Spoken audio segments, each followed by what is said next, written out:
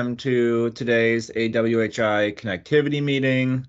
Super stoked to have you here and looking forward to a great presentation too. I'm super excited about this one. So with that, I'm going to go ahead and turn into the antitrust compliance statement. Jeff, can I bother you for it today? Sure. Good morning, everybody. Antitrust compliance statement. The Advanced Water Heating Initiative is a member-supported collaborative of professionals from across the U.S. This diverse membership includes numerous competitors, and care must be taken to scrupulously abide by federal and state antitrust laws. Members should remember that antitrust compliance is important at all times. At this and other AWHI meetings, participants should not discuss competitive pricing, profitability, allocating markets, or customers, or promotion of particular products or accessories. Thank you very much. Awesome. So here's our agenda today. Pretty short and sweet, although I do have one teeny addition beyond what's listed. So already did our welcome and we did our welcome and antitrust. We're going to do the introductions here in a second for new participants. And then we're going to talk about connected heat pump water heaters for low-income homes. So thanks much to Helen and Daniela for being willing to present on this call. And then we are also going to have a word from Jackson Wang from E-Radio because it was his company who provided the UCMs for that study. So I think he has some perspective to share with us. And then we'll go into open floor and next steps. So just first off, anyone who's new to this call, feel free to say howdy, turn on your camera, and say what your name is and where you're working. Hi, everybody. It's Jim Morgan from LG Electronics here. I am relatively new to the call. I think I've been on some of the earlier ones a few months back and took a little bit of a hiatus, but I'm happy to be back and appreciate the opportunity to listen in. Awesome. Nice to have you, James. Thank you. Hello, this is Sarah Nikufar from BC Ministry of Energy and Mines. We are working on highest efficiency equipment standards, and at the same time, we are working on utilities demand response programs, or we are helping them. So this topic is really interesting for us, and we follow it along. I wasn't on your mailing list, my supervisor was, so he forwarded to me. Thanks for having me. Thanks, Sarah.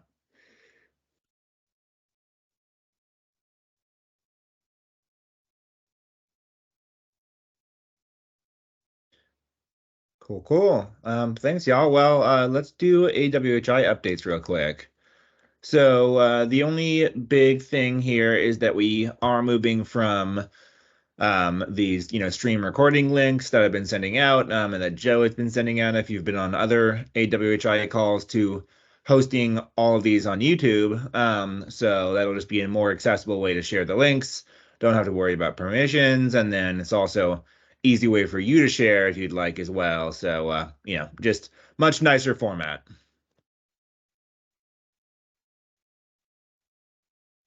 Okay, so with that, I'm going to hand it over to Helen and Daniela. So if you want to steal a screen, you can go for it. Okay. It's coming. And this is Jeff with Nia. And before, as Helen's loading up here, if you've got questions, put them in the chat. And if they're pertinent to a particular slide, put the slide number in there. But the other side of it is, if it's a clarifying question, I may interrupt Helen and try to get that cleared up. And then if it's not, we'll collect them at the end. Back to you. All right, thanks, Jeff. Thanks everyone for having us. Thanks, Noah. We're going to present a presentation that we actually also did at the Hot Water Forum. So apologies if you came to our session. So we're going to talk about a project we're doing in North Carolina with low-income participants doing load shifting heat pump water heaters. So so I should say I'm starting with kind of like the project setup, the recruiting experience, and I'm going to go pretty quick because this is the Connectivity Working Group, and then Daniela is going to take over and talk about what we're seeing. So this project was motivated by past studies done by PNNL. There are two similar studies that are described here on the screen in the Pacific Northwest, and then one in Florida, and you can see kind of the conclusions and the details there. So this study was aiming to repeat those successes, but with low-income homes in North Carolina, and wanting to stay in the Northeast. I think my next slide talks about, the Southeast, targeting the Southeast region because there's such a big opportunity there for heat pump water heaters due to the climate being hot and humid, which is where they'll operate the most efficiently, and also there being so many electric water heaters in that area. So that was the kind of like what drove the project. The idea originated in conversations at a hot water forum between Chris Granda and Al Ripley, who formerly worked at the North Carolina Justice Center. And then the project ended up being funded in part by the Department of Energy with in-kind services from PNNL. So we're working with Josh Butzba, which is great. We're able to reuse a lot of analysis tools that were created for those other two projects.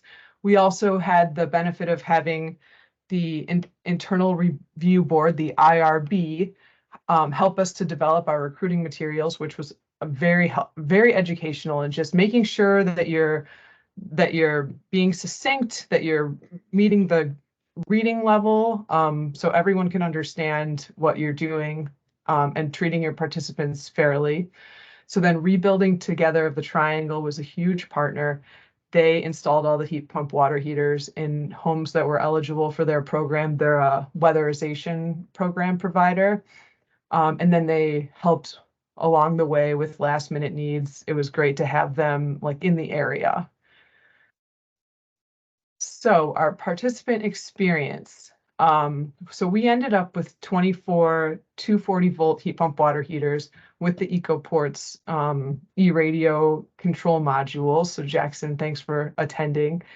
And we're monitoring those for 1 year. They're all in single family low income homes in North Carolina. You can see the counties there. The participants have been asked to do 3 surveys, one at the very beginning, halfway through, which we just did, and one at the end. And they are being paid for participating. The 3 goals are to document energy savings and bill savings if you were to use a time of use schedule, how much you could potentially save on your bill by shifting your water heating load off peak. And then the load shift potential and like this type of participant profile. And then also just share best practices for implementing a program like this in a low-income community. So this slide has a lot of words about the homes that we recruited, and I'm not going to read them all. Just a couple of notes that the conditioned versus unconditioned space question is certainly complicated. We asked it a little bit differently between the first survey and the second survey. And then we did go to each home, so we had an idea of what, from pictures. So that was a tricky thing to really get a hold on. We were surprised at how many conversions from gas we had. And then we have 23 50-gallon tanks and 1 80-gallon tank. And the heat pump water heaters were installed by RTT between May 2021 and May 2023 when we started. So some of these folks had their water heater already for 2 years, and some just got it. So the recruitment experience was, I would say, great because RTT has a very good reputation, and everyone we spoke to was really happy to help with anything they were involved with. They had installed 35 heat pump water heaters. We ended up with 24 participants, so I think that's pretty good. There were some that we didn't reach, a few that declined. one that had no cell service in their area, so they didn't know if the communication module would work. We decided not to pursue it because it would have been a long drive as well. So then we had one of manufacturer B, 23 of manufacturer A. So RTT had started with manufacturer B and for whatever reason switched what they were installing. So that's kind of our breakdown of by manufacturer. We currently have 23 homes that are load shifting. We've had 2 homes that have had issues that we've kind of been back and forth on. One was already having issues when we recruited them and throughout the study had their heat pump water heater replaced. Unfortunately, they're still having issues that are likely tied to like occupancy. This is we're thinking it's undersized. And then we had one that we while we're monitoring the data coming in, we saw that the heat pump stopped working for a few months, and we're not sure why. It doesn't really align with the cold weather or make sense for that home. So yeah, we've been in touch with those participants and are making sure that at the end of the study, they are happy with what they have. And I should also say that the manufacturers have been very helpful and great to work with throughout this process, and we've learned a lot, and I think we've helped them to learn some too. So it's been a really positive experience all around. So then our participants, like we said, they're all low income. Most of them are seniors and adults in the homes. Most of the homes have 1 or 2 people, but there are 5 homes that have teenagers or children, like more than just 2 people. There has been some changes in occupancy that have resulted in concerns, and we can see the increased use. So that's been interesting to see, and it certainly has an impact on what's possible with load shifting. So the recruitment, like I said, it was a good experience. RTT was a really great reference. They actually made sure that they got in touch with everyone and got the okay to provide contact information to us, and then we were able to reach out. There was a handful that we were able to do that all through email pretty easily, but we did have to make a lot of phone calls. This elderly population they're not just going to click and sign up. They need to learn more. We have mailed the surveys and emailed. So there is some extra steps and there's challenges. One thing is Wi-Fi. A lot of these participants would not have been okay with us connecting anything to their Wi-Fi. So we did end up using e-radio modules that are cellular. And I think it would have been a struggle if we were relying on Wi-Fi. And then for troubleshooting, some of these are up on pedestals, so we had some issues where the participant can't physically reach or see the screen. And then I'll get a call, my son or daughter is over, here, talk to her. She can, so yeah, there are challenges. And we certainly have not asked anyone to do anything that makes them feel uncomfortable. We did visit the homes to install the e-radio modules. So there was also an unexpected installation challenge that most of the participants needed their EcoPort, the actual port, to be wired. It was not wired upon install of the unit, which is a step in the manual. And RTT came through for us with an electrician that accompanied our installer and was able to go back to the folks we went to the first day. And then we were able to send information back to those companies that had installed the water heaters so that they're aware that that is a step in the manual that's a little bit unusual for heat pump water heaters. And we've confirmed that coming out of the factory, these units will be wired in the future. Helen, this is Jeff. Yep. Do you have a rough date range of when those occurred that needed to be wired? It didn't seem there was, I would say most of them. I think there was only 5 that did not need to be wired. So, okay. So just as for anybody listening, that would be a potential, if it occurs in the future, that would be a potential to be removed from not only the EcoPort listing, but also from the NIA qualified products list. Yeah, and I'll chime in and say, this is Noah Gabriel. We had a similar study and also had to deal with the wiring issue. Luckily, we did not have to do it because they were 120 volts and they were pretty new, but we were very worried about it. And it was hard to get information on whether they were wired or not. Yeah. It was really an easy step to do the wiring, but we didn't feel comfortable having somebody that wasn't an electrician do it, just based on the way it's worded in the manual, and we're in other folks' homes. So I wouldn't say it added a lot of time, but it was definitely, it was a little bit of a stressor and sad to plug them in and the light doesn't come on. But by the second day we were up and running and it was going well. So then we as we were installing, getting the participants in, we noticed that there were several homes that we were concerned might have airflow issues that we were going to kind of keep on a list and monitor. As we've made it through the winter, I'm happy to report that we haven't really seen issues in those homes, likely because the closet or whatever area that it is in is probably not as tight as would be necessary to cause problems. We have seen a noticeable difference for units that are installed in colder areas where the heat pump just isn't able to operate in the cold temperatures. So it's been interesting to be able to watch that and know what to look for, and we've learned a lot.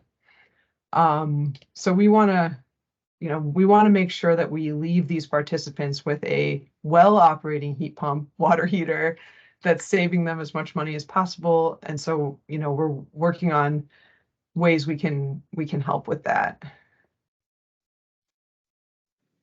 So this is my last slide before I hand it off to Daniela. This is just a little bit of a summary of the first survey and second survey answers.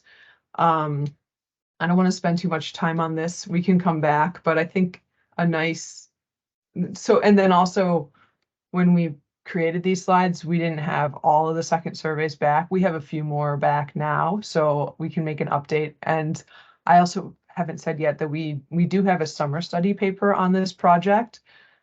So we will have more conclusive results. And by that time, we'll have the results of our third survey. So yeah, there'll be more to absorb and think about as far as the survey results. And I see the question pop up, and we can provide a list of the survey questions. I can definitely send along the two surveys. The first one we did on paper, and they did it in person when we installed the UCM, the CTA 2045 module. And then the second one, we made a paper copy and we made a online form. So I can share those paper forms and so you can see the questions. All right, and I'm handing it off to Daniela to talk about load shifting. All right, yeah, thanks, Helen. Yeah, so if I haven't met you, my name is Daniela Urigwe. I'm a senior staff engineer here at Energy Solutions. And on this study, I'm focusing on the technical aspects and the load shifting design and results. So a main goal of this study, like we said, was to demonstrate how demand management features of connected water heaters can unlock additional benefits for low-income customers, as well as the grid in the Southeast US. So I'm going to talk about how we designed the load shifting aspect of this study to achieve that and the results that we're seeing so far. So this study is going to run for about a couple more months for data collection. So the results that we're presenting here are still pretty preliminary, but we'll have the update for the ACEEE summer study in case you're interested in seeing how it went. So for participants to save money by load shifting, they have to have access to a time of use rate or some other type of electricity rate that incentivizes load shifting. So the first thing we looked at for this study were the regional time of use rates available to the study participants. with the goal of developing a load shifting schedule that would shift energy use to off-peak periods compared to the peak periods, and those off-peak periods would be cheaper for the customers. And over 60% of our study households are Duke Energy customers, pretty evenly split between Duke Energy Carolinas and Duke Energy Progress. So that's the territory highlighted in the box to the right. And at the time that the study was designed, most of the participants did actually have access to a time of use rate. But for the purposes of this study, we didn't ask them to actually change their rate schedule since we're only controlling the water heater and not other appliances in their homes that they might not be able to shift load off peak. Next slide. So here's more detail on the Duke Energy time of use rates we used as a starting point for choosing the load shifting periods in this study. The table shows the various rates that were available at the time the study was designed, but these have actually changed since then, which I'll talk about a little bit later in this presentation. The top table has the winter period rates, and the bottom table has the summer period rates. The peak period times are shown in red, and the shoulder periods are in pink, and the off-peak periods are in white. So as you can see, the peak periods differ pretty widely across the rate options, but the most basic time of use rate that would have been applicable to our participants is the TOU 79, which is in the second row for both tables. And that rate included a long peak and shoulder period, totaling about 9 hours per day in both the winter and the summer. And it is challenging to reduce load for such a long peak period because you have to hold off heating the water for a long time. And a lot of users are not going to be able to do that with their load profiles. And a lot of those water heaters will need to recover at some point during that long time period. But as Helen mentioned, the majority of the participants in this study are actually seniors or with only 1 to 2 participants per household. So they, in general, have small and infrequent water use. So they actually tend to be a little bit more flexible in their water use and water heating than other demographics because they just don't have to heat the water that often. So that actually makes this demographic pretty well suited for load shifting over a long period that aligns with these peak periods for these rates. So that said, based on these rate schedules, we decided to schedule daily load shifting from 6 a.m. to 12 p.m. and 4 p.m. to 9 p.m. in the winter, and between 1 p.m. and 9 p.m. in the summer. Next slide. I'm going to just interrupt you quickly to answer a couple of questions. Yeah. There was kind of an old question from most people noticed the cold air, and there was a second question like, does the cold air bother you? And most people said no. And then somebody is asking what the water temperature set point was. So we didn't ask our participants to change their water temperature set point, and most of them left it at the default. I don't know if you have anything more to say about that, Daniela, the set point. Yeah, because we didn't install the water heaters in the study, we didn't control that. So it just varies depending on what the occupant preference was. Go ahead. All right. Yeah, so here are the load shifting schedules and the demand management commands that we use in this study in a table. So like I mentioned, the first thing we looked at when designing the schedules was the regional TOU rates and the peak and off-peak periods. But in addition to that, we also considered some seasonal differences and results from prior studies in choosing what time ranges we wanted to load shift in and also what commands to use. So even though the rates from Duke Energy Progress and Duke Energy Carolinas define the summer and winter seasons differently, so Progress had a longer summer season compared to Carolinas, we decided to use the same summer and winter season definition for all participants to keep everyone on the same schedule and collect more consistent data. So we defined the summer season as May through September and the winter season as October through April. And that's just to align with those utility season definitions. The load shifting plan also draws on findings from prior studies from PNNL, and those inform the load up lengths, the strategies for different weather conditions, and the demand management commands used. So those inform, for example, whether we're using the critical peak or the shed, and how long we decided to load up in the different seasons.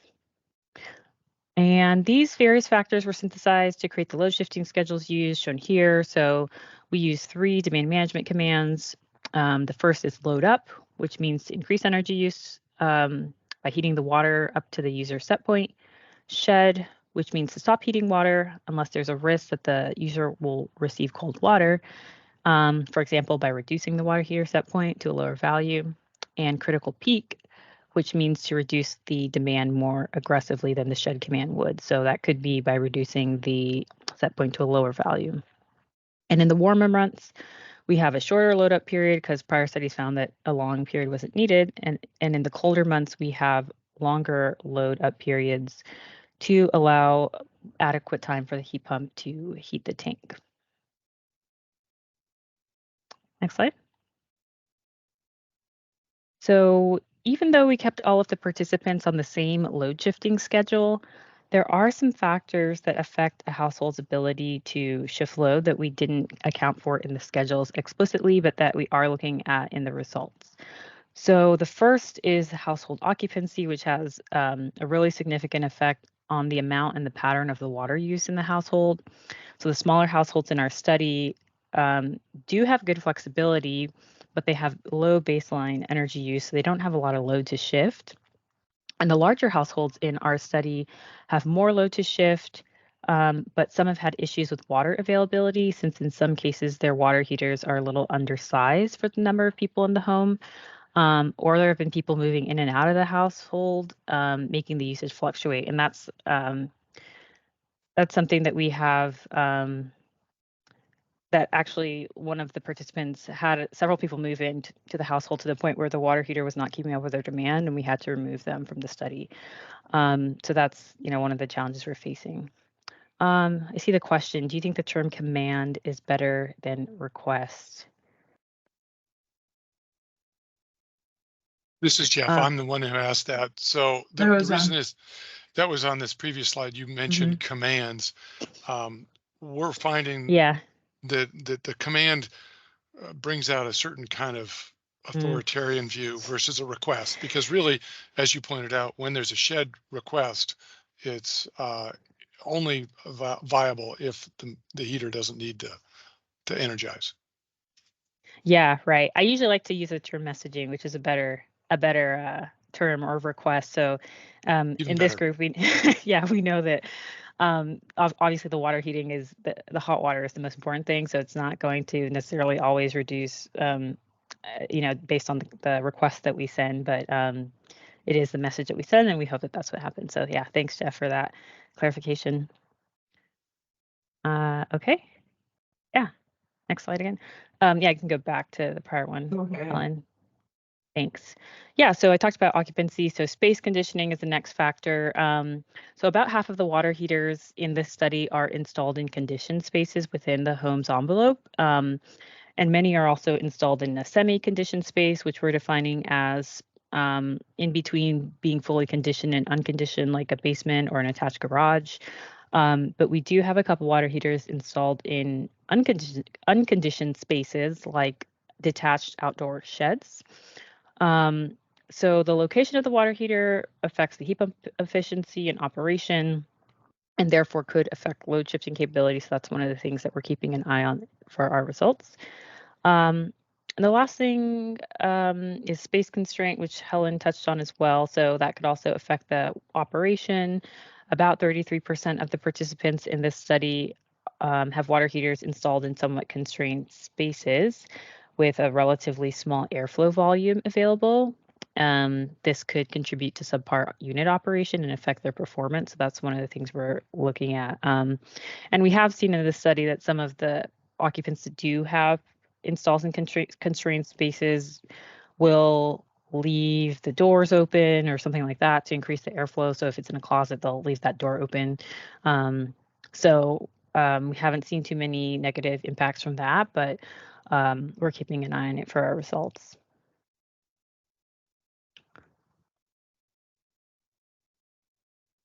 Yeah, these are all 240 volt water heaters to the question in the chat. Okay, so this slide shows some of the preliminary results in terms of the demand profiles. So data collection for this study started in mid-2023 and will continue through this summer. So these results are subject to change based on additional data collection.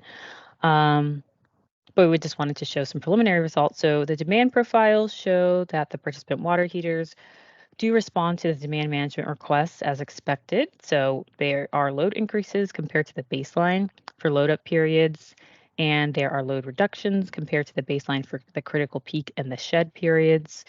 The water heater load does tend to recover, of course, at the end of the shed period, but the average recovery load that you can see, the rebound in the charts, is in the range of the heat pump compressor power, so typically around 400 watts, rather than being dominated by electric resistance element operation, which is good. And due to the prevalence of low occupancy households in the study, the baseline water use or baseline water heater energy use for this group is generally pretty low. But they were still able to shift load out of those peak periods and still have sufficient hot water to meet their daily needs, which is great. Next slide. So in addition to the daily load shifting, one of the things we wanted to look at for this study was to test the demand response event. And that's because in this region, the winter morning peak is an issue, and we wanted to see how these water heaters could contribute to load reductions during that grid peak period. So we scheduled a test demand response event to coincide with one of the coldest winter days in this study period. And that would simulate a grid peak day.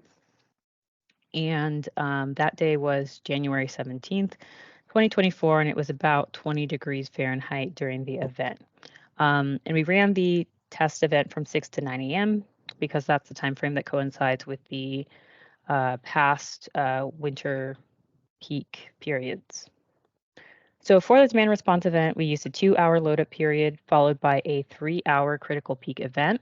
And that critical peak request is a more aggressive message than we were using for our normal cold winter load shifting, which for the cold winter, we were typically using the shed. And so for the demand response event, we use the critical peak. And the results of that are shown in this graph here. So as you can see, the water heaters successfully reduced their load to minimal operation during the event, avoiding the use of both the heat pump compressors and the electric resistance elements for the duration of the event. And the baseline here is 4 similar cold non-load shifting days of the same week.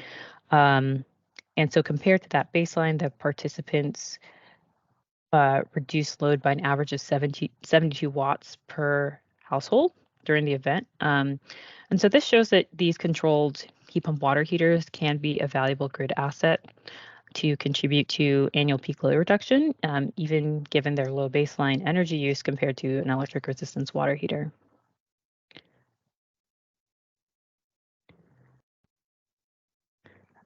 Okay, and this slide shows some of the preliminary results on load shifting performance. So as I mentioned before, this study had pretty long load reduction periods. So that's one of the things that we wanted to test and see how that would go. So even given those long load reduction periods, the participants successfully shifted load off peak. So they were able to shift between 9 and 15% of their water heater energy use in the morning and between 17 and 24% of their use in the evening. We're only reporting 3 of the 4 periods we looked at in this table because for the 4th one, we don't quite have enough data to report yet, but we'll collect more data on that later this year. There was a minor increase in total daily energy consumption due to the rebound after the long load shifting events, but it was very modest and it didn't outweigh the benefits of load shifting in terms of the participant costs. Due to the difference between the on-peak electricity rate and the off-peak electricity rate. So we calculated that the additional daily energy use would cost about $4 a year using the flat electricity rate that is in this region. But the actual, if we look at using the TOU rates and look at using the load shifting schedule compared to the baseline energy use, the annual water heating electricity savings would be $40 from load shifting. And so those are additional savings that these customers could gain on top of the energy savings that they gain from moving from an electric resistance water heater to a heat pump water heater. Another thing we saw was that some of the larger households with higher energy use could shift more energy, of course, but the lower occupancy households could actually sometimes shift a larger percentage of their load. I'm going to check the chat to see if there's any questions I can answer. What was the KW shifting number estimated? I can look that number up and put it in the chat. I don't have it off the top of my head. Can you trigger resistance specifically on these units? So I think you can load up. You might be able to do that on the load up. I know you can't do it on the recovery. That's not something that we looked at in this study, but in cases where you did have the price differential where that made sense, that could be an interesting thing to do. Okay, next slide. All right, so yeah, as I touched on earlier, the TOU rates that were used in this study included peak periods that were, at a minimum 5 hours long. So our load shifting periods were between 6 and 8 hours, which is quite long and could be hard to do for some customers depending on their load profile. In this case, the long load shifts were achievable because our study households generally had low occupancy and low water usage and were pretty flexible about the water heating timing. But for other households, that with higher occupancy, that might not be the case. So since this study was designed late last year, Duke Energy Progress released new time of use rates that have new season months, shorter peak periods, and new discount periods. So that's what's shown in this slide on the right. I wish these were available when we designed our study instead of the complicated rates that we worked with, but these new shorter peak periods in the new rates could make load shifting easier and could increase the load shifting performance by reducing that post-event rebound caused by the long shifting periods. It could also make it easier for some of the units to recover in heat pump mode rather than triggering the electric resistance elements in some cases. And customers might be able to save more by shifting the operation to the discount periods, which are a new feature in these rates.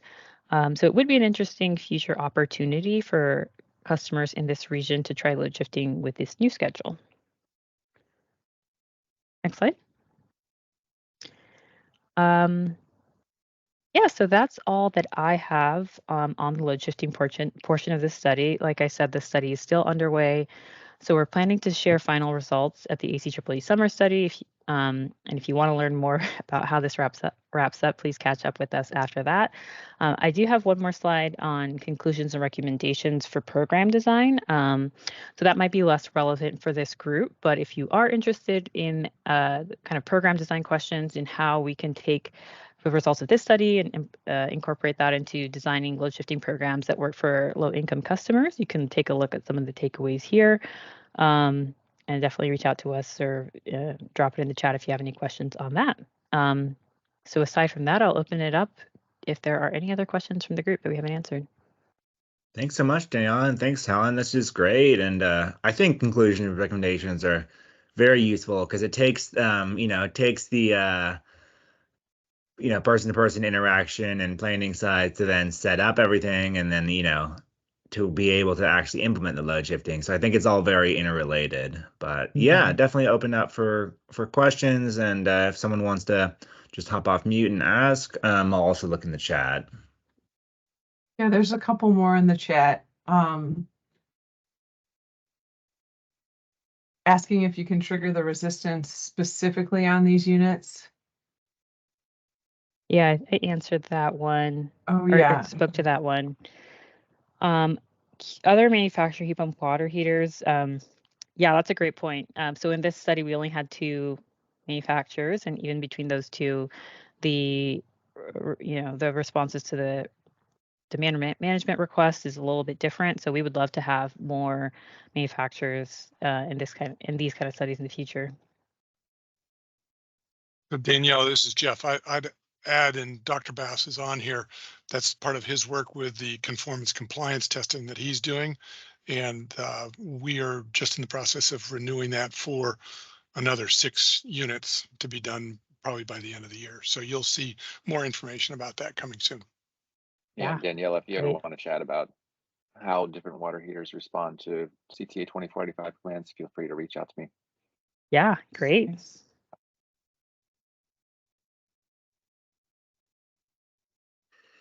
And so I'm assuming this was CTA 2045A, right? Because you didn't have advanced load up access. Yeah, and the study participants also didn't have mixing valves or anything that would prevent a scalding if we did do the advanced load up, so that we didn't use that command anyway because of that reason. Smart. Yep, that makes total sense.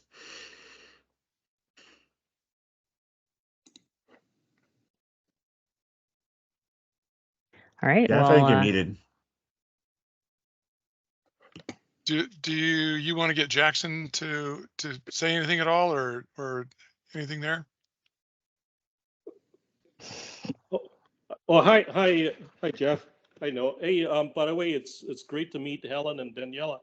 We've been working offline.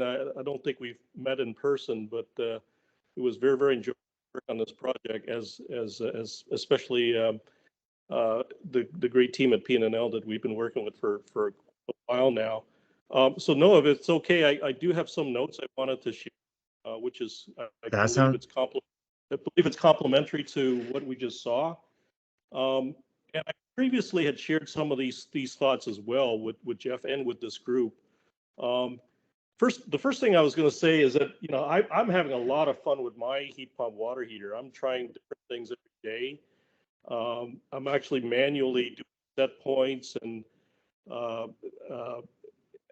with respect to the temperature, the different types of load profiles of my own house.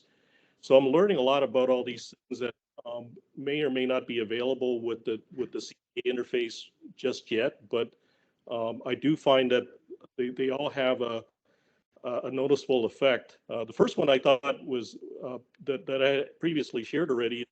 I went from a gas-fired water heater to a electric heat pump, and one of the reasons I switched was the gas emissions, because I actually had a small crack in my exhaust pipe, and I previously shared this with this group, and I actually did measurements.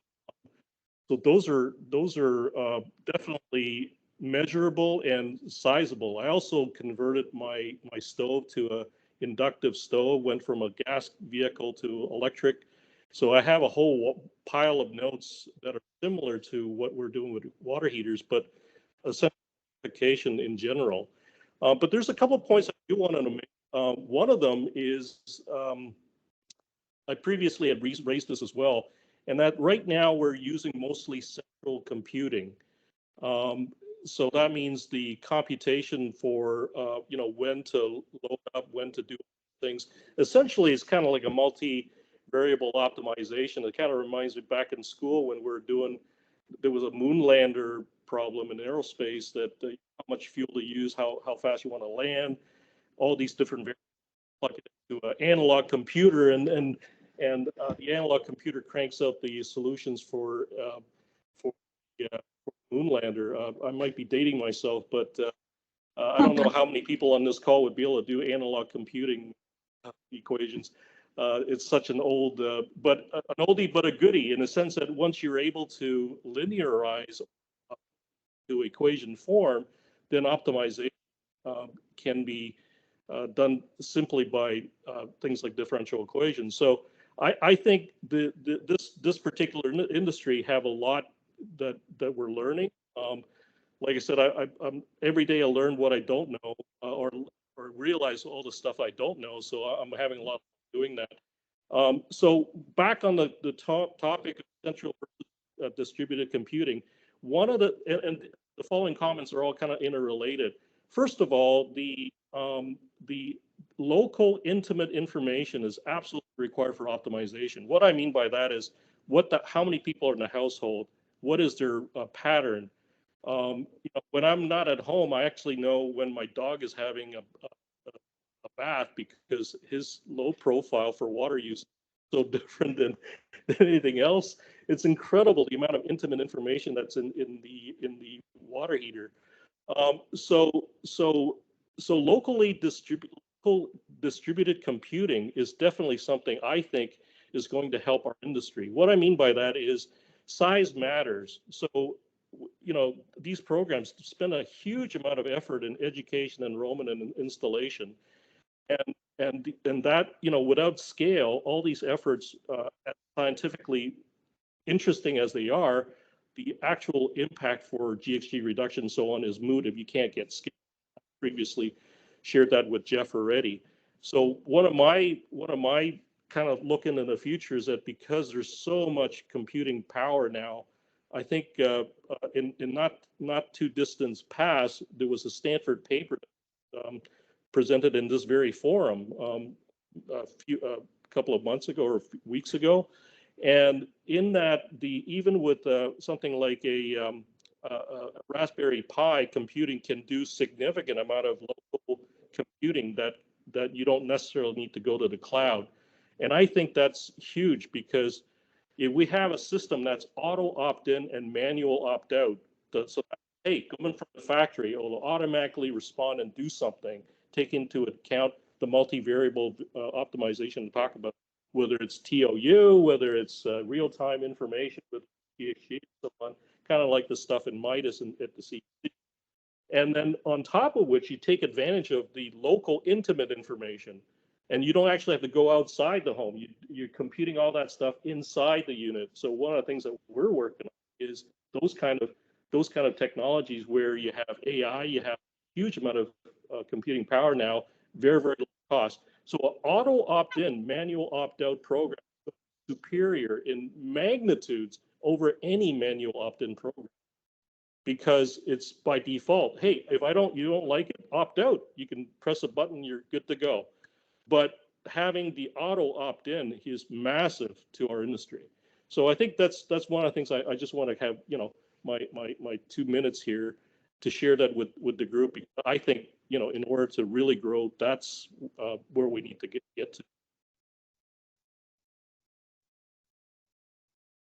Jackson, thanks for your commentary and your vision on that kind of on where this may be going. So we are hearing some ideas of a pre-provisioned, ready to go and opt-out approach. So that's good. Any other questions for the general good of the order?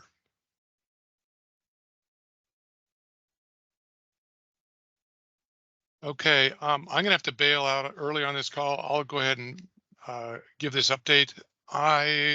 There's several people on the call, and I'm gonna see if Brian Brannicky wants to talk about this on the AHRI 1530 specification. Do you want to give any updates on that?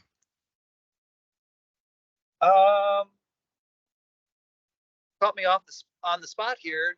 Sorry.